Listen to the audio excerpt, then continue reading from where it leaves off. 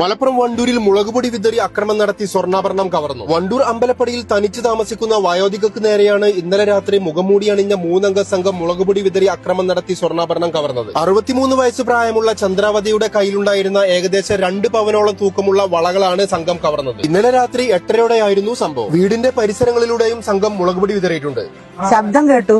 ഞാനപ്പോ ടാങ്കിന്റെ മുകളിൽ വല്ലതും വീണതാ വിചാരിച്ച് ബാക്കിലെ വാതില് പോയി തുറന്നതാണ്. തുറക്കണ അപ്പൊ ഒരു 2-3 ആള് കയറി വന്ന് എന്നെ പിടിച്ച് അമർത്തി വായും മൂക്കൊക്കെ പൊത്തി.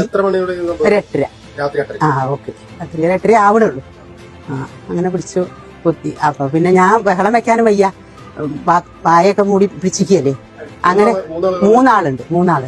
പിന്നെ മുളക് പൊടി എറിഞ്ഞിരിക്കുന്നു ആകെ.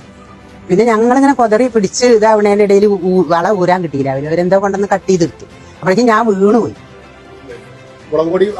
മുളക് പൊടി ദേഹം മുഴുവനിട്ടു. കണ്ണില് കുറച്ചേ ആയുള്ളൂ ഭാഗ്യത്തിന്. ദേഹം അകത്തുകൂടി പുറത്തും ഒക്കെ മുളക് പൊടി. പിന്നെ വായും മൂക്കും നല്ലോണം പൊത്തി പിടിച്ചേക്ക് ശ്വാസം വിടാനൂടി വയ്യായിരുന്നില്ല. കയ്യിലുണ്ടായിരുന്ന 2 വള കട്ട് ചെയ്തെടുത്തു. കണ്ട കയ്യുമ്മ പാടുണ്ട്. പിന്നെ ഇവിടെയൊക്കെ കണ്ടില്ലേ, വീണ് മുഖത്തും ഇതിലൊക്കെ കണ്ടില്ലേ പാട്. തുടർന്ന് പോലീസിന് വിവരം അറിയിച്ചതിനെ തുടർന്ന് സംഭവസ്ഥലത്ത് പോലീസ് എത്തി പരിശോധന നടത്തി. സംഭവസ്ഥലത്ത് ഇന്ന് ഡോഗ് സ്ക്വാഡും വിരലടയാള വിദഗ്ധരും എത്തി. പ്രതികൾക്കായുള്ള അന്വേഷണം ഊർജിതമാക്കിയിരിക്കുകയാണ് വണ്ടൂർ പോലീസ്.